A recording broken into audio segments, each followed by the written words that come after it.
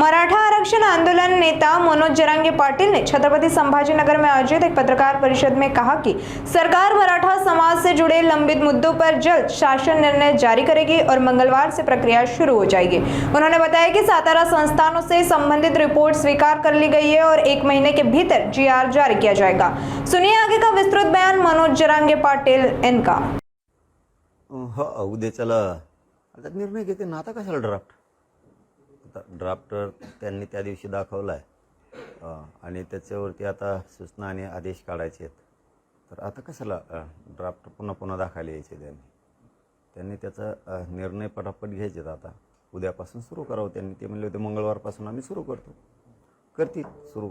नाही केलं नाही करणार असं होणारच नाही आता।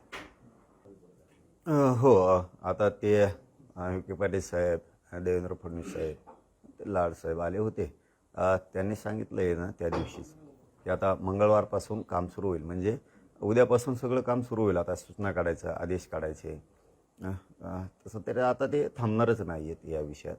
आणि तीच आशा आता आणि अपेक्षा मराठा समाजाला त्यांच्याकडून आहे। कारण कोणी काही दबाव आणला किंवा कोणी काही सांगितलं म्हणून ते थांबू शकत नाही आहेत। कारण त्यांना मराठा समाजसुद्धा तितकाच महत्त्वाचा आहे। मराठा समाजावरती अन्याय होईल असं पाऊल सरकार उचलणार नाही आहे। विखे पाटील पण नाही उचलणार आणि फडणवीस साहेब पण नाही उचलणार। कोणी काही सांगितलं हे करू नका ते करू नका म्हणून मराठा समाजावर अन्याय होईल असं ते पाऊल उचलणार नाहीत। नसता त्याचे परिणाम त्यांना भोगावे लागतील। पुन्हा सातारा गॅजेटचा वेळ तुम्ही मागितला आहे, पण असा प्रश्न उपस्थित केला जातोय की जेव्हा हैदराबाद गॅजेटसाठी तुम्ही आंदोलन केलं होतं तेव्हा जीआर घेतल्याशिवाय उठले नव्हते, इथे का अशी भूमिका घेतली? नाही, असा प्रश्न मला नाही वाटत कुणी काढील म्हणून। कारण सामान्य जनता या महाराष्ट्रातली मराठा समाज यांना माहीत आहे की इमानदारीनं लढाई सुरू आहे। आज शंका घेणारे कोण असू शकते ते कळतं आहे आम्हाला। ज्यांचं कुठं काही शिजतच नाही असेच असू शकतील। मला नाही माहीत कोण आहेत ते, पण तुम्ही म्हणतायत म्हणून। परंतु मी असं कधीच हटलेलं नाही आणि एक प्रकारचा जीआरच घेतल्यासारखा आहे सातारा संस्थांचा सुद्धा। कारण त्यांनी सांगितलंच तसं की आम्हाला कोर्टात जीआर जाईल असं काही करायचं नाही आहे। कोर्टात जीआर गेला नाही पाहिजे, आम्हाला त्याच्यावरती अभ्यास करायचा। आम्ही अहवाल घेतला आहे आणि याच्यापेक्षा काय पाहिजे आणखी? सातारा संस्थांच्याबद्दलचं जर कोणाचं काही मत असेल तर त्यांना याच्यापेक्षा पाहिजे काय की त्यांनी अहवाल स्वीकारला आहे आता सरकारनं।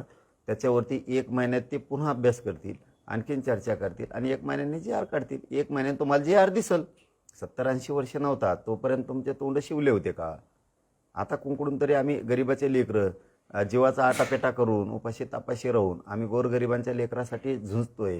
ते लढून मिळवतोय। आम्ही कसं तरी जीवाचं रान करतोय आणि मिळवतोय। काय फरक पडला? इतक्या दिवस तुम्ही नाव पण नाही काढलं, तेव्हा जमत होतं। आता कमीत कमी आम्ही 1 महिन्यावर का होईना आणून ठेवलंय।